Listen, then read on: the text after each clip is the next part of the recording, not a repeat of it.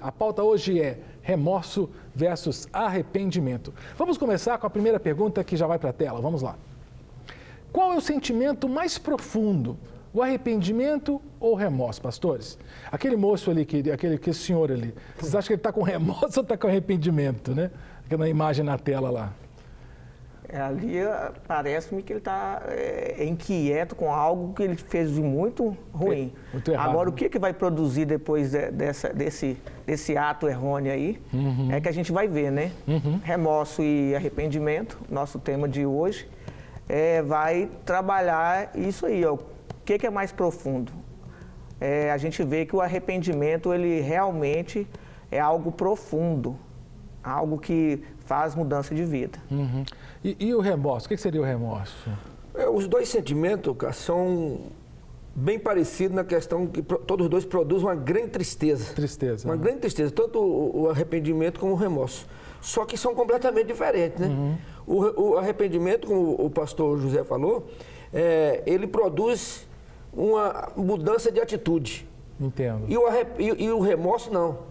O remorso, a pessoa fica triste naquele momento, fica inquieta e tudo, mas ele tem remorso por causa das consequências. Entendi. Aí quando passa as consequências daquilo, ele torna a fazer a mesma coisa. Eu vou dar um exemplo aqui, se eu estiver errado, vocês me corrijam. É o marido que pisa na bola, trai a esposa, né? E aí a esposa descobre, ele, foi mal, querida, não, nunca mais faço isso e tudo.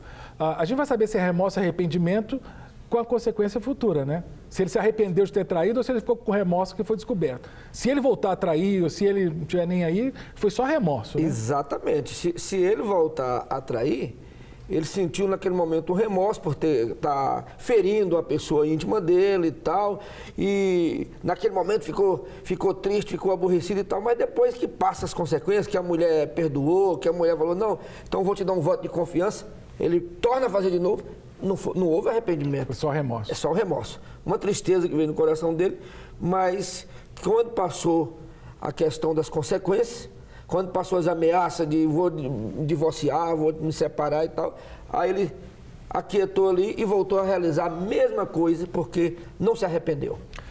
Pode falar, pastor. O remorso está ligado a essa questão da culpa, né? Muito mais do que de uma mudança, uma transformação de vida. Então, é como se a gente pensasse que o remorso é automático, é aquele sentimento automático que a gente tem de que fez alguma coisa errada. Mas aí entra no automático, aconteceu, mas de repente aquele reflexo vai diminuindo e aí daqui a pouco a pessoa não está nem se lembrando, ou se lembra simplesmente com uma culpa. Já o arrependimento já é diferente, a pessoa lembra e procura mudar aquela situação, procura trazer realmente uma mudança interior para que possa produzir uma coisa boa lá na frente. Nós estamos recebendo várias mensagens aqui hoje, eu sabia que hoje ia bombar, não só o pessoal do Rio Branco e de Nova Serrana, mas no Brasil inteiro. Eu vou pedir ao pessoal da produção para me dizer código de área 81, pesquisem aí, né? Tem uma pessoa que mandou uma mensagem, deu boa tarde para a gente, Pernambuco. É Pernambuco, pastor? Eu acho que é Pernambuco. É Nordeste. É Nordeste. É Pernambuco. Então, um grande abraço. Manda o nome, minha querida, né? Que aqui é uma mulher que mandou mensagem, né? Nos deu boa tarde, muito obrigado por estar ligadinho aqui no bate-papo da Rede Super. Outra pessoa mandando mensagem, né? Que código de área 31, né? Está pedindo oração pela sua filha. E nós vamos sempre orar, sempre digo para você, né, se você tem seus pedidos de oração, pode encaminhar para a gente, né, que a gente coloca a sua vida diante do Senhor. Sobre a questão de arrependimento e remorso, né, fazendo a distinção, eu tenho uma questão que eu gostaria que fosse para a tela aí. Vamos lá, como é que eu sei, né? Como é que eu sei que eu estou realmente arrependido? É quando eu choro? É quando eu não consigo dormir? Tem alguma evidência de que eu estou realmente arrependido? A gente pode analisar com dois personagens bíblicos, Judas e Pedro. Judas e Pedro. Judas e Pedro. Judas, assim que ele traz Jesus e que vê Jesus sendo ali condenado, ele automaticamente, o que ele faz? Corre para o Vale de Alcedama e se enforca. Já aí é um sentimento de remorso, o que eu fiz com ele, com o mestre. Já Pedro, você vê uma situação diferente. Pedro, ele nega Jesus 3 vezes, o que a gente pode entender que ele traiu Jesus até mais do que o próprio Judas, mas ele volta para casa e diz que ele sente, né, abatido e chora um choro, né, se arrepende, e ao longo da vida de Pedro você vê esse arrependimento se transformando num dos maiores pregadores da palavra, porque aquilo ali eu não vou fazer mais, eu nunca mais trairei o meu mestre. Então ele teve aquela transformação ali. Então o arrependimento ele traz essa transformação na vida, ele promove essa transformação. No caso de Davi, eu gosto muito de 2 salmos de Davi, o 51 e o 32. O 32 ele fala assim, olha, enquanto eu calei meu pecado, os meus ossos foram destruídos, moídos, né?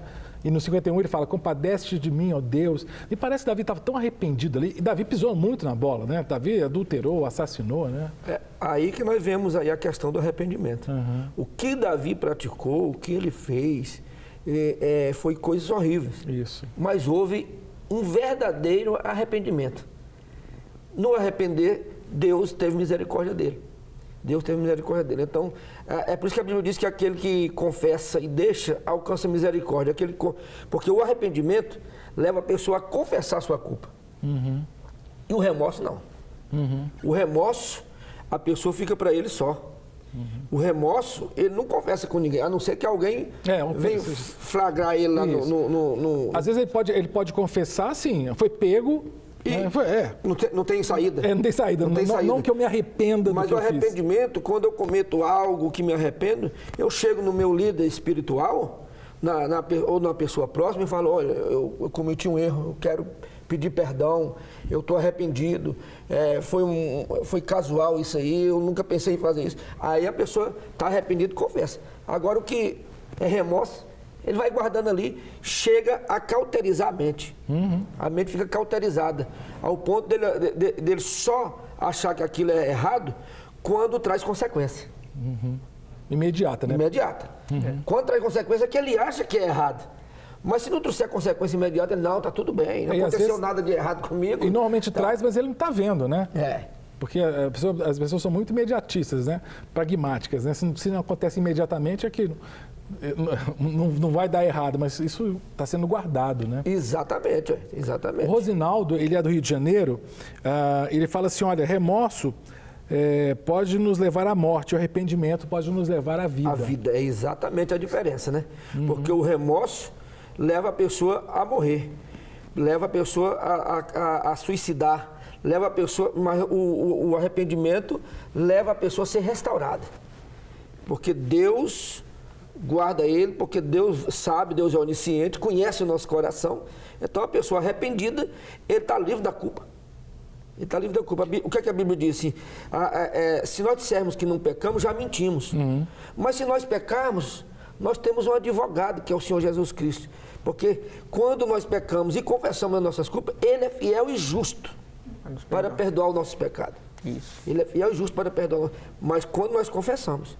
Eu tô lembrando de um texto, isso faz tempo, faz 30 anos no mínimo, que foi uma polêmica que foi na revista da Escola Dominical da minha denominação, que um dos pastores que escreveu a lição, ele pegou a parábola do filho pródigo.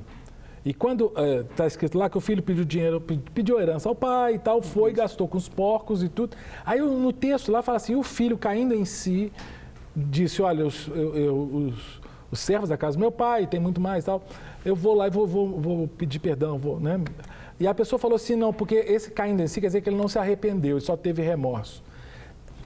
Eu particularmente entendo que ele se arrependeu sim, a minha opinião. Por quê?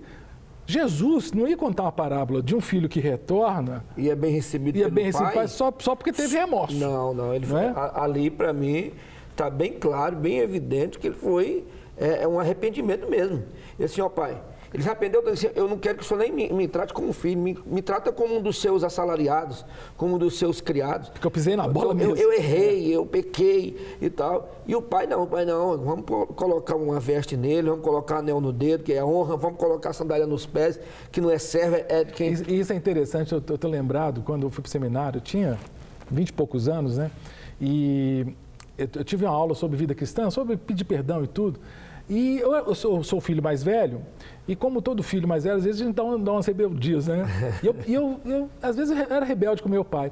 E tendo aula no seminário, aquilo foi tocando no meu coração, sabe? Sobre pedir perdão, eu fiquei tão arrependido, às vezes que eu discordei do meu pai. Primeira coisa que eu fiz, quando eu vim de férias, eu fui na casa do papai deve estar até vendo o programa, não sei se ele vai lembrar disso. Eu cheguei para ele e falei, pai, eu quero conversar com o senhor. Sentei, falei, pai, eu me perdoo por isso, estou arrependido. Ele olhou para mim assim, nem lembrava disso.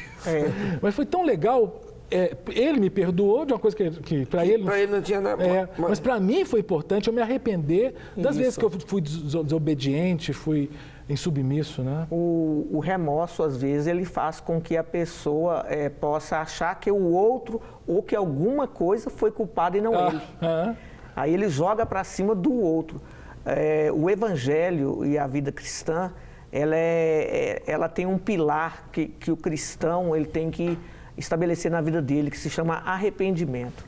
Cristo, quando ele começou o seu ministério aqui na Terra, a palavra mais forte e a primeira palavra que ele usou é arrependei-vos. João Batista, arrependei-vos.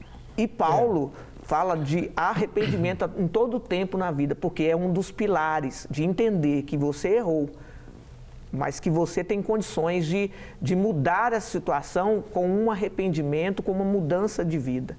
Então, o arrependimento, ele causa isso. Já o remorso, não. Eu fico procurando quem me causou, ou quem me ajudou, ou quem me induziu a pecar.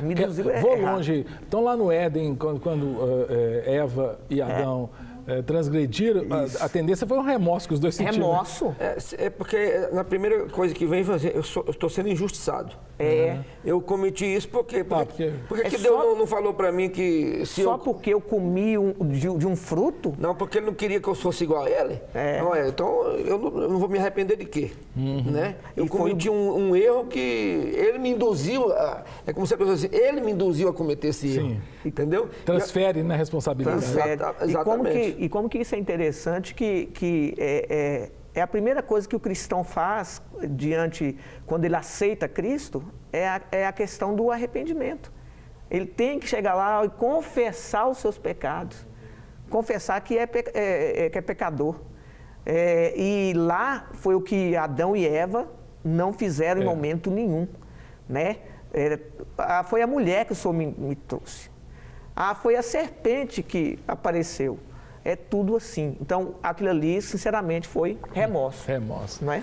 Olha, Nova Serrana já está mandando mensagens pra gente. Quem manda aqui, a código diário é 37 aí. É 37. Aprendi, 37. 37. Tá vendo? Então não é fake news não, aqui é verdadeiro mesmo. Verdadeiro, Quem manda aqui é o Jackson, Nova Serrana. A confissão de arrependimento e de remorso tem que ser tratada de forma diferente.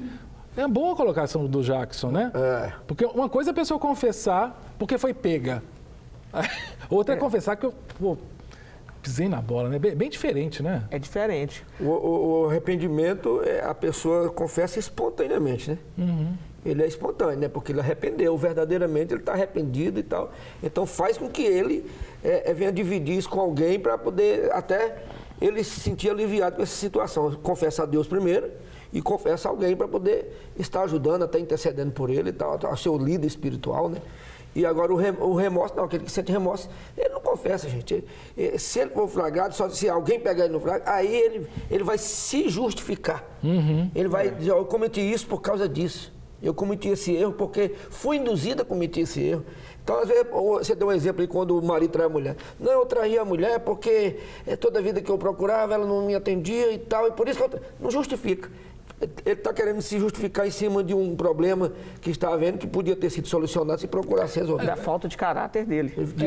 E era argumento dos homens de Corinto que estavam traindo as mulheres. Né? Por isso que Paulo escreve, o corpo da mulher é do marido e do marido da mulher. Porque os maridos, como as mulheres estavam, as chamadas mulheres escatológicas, elas estavam lá nos mistérios, né? Elas não queriam ter contato físico com o marido. Aí os maridos falavam assim, não, então eu vou ter contato com a prostituta porque minha mulher não quer contato físico em casa. Paulo falou, opa. Não é assim não. Não é assim não.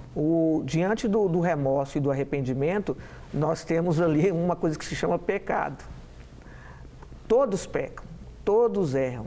Então aí você pode pensar assim, poxa vida, então quer dizer então que se eu pequei 2 vezes seguidas um mesmo pecado, eu não me arrependi?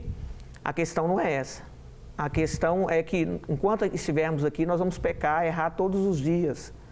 A grande questão é o que você vai fazer depois daquele pecado. Parar? Ser dominado por ele a cada dia? Ou você vai pegar aquilo e falar assim, olha, eu vou tentar até o último instante a não viver dessa forma.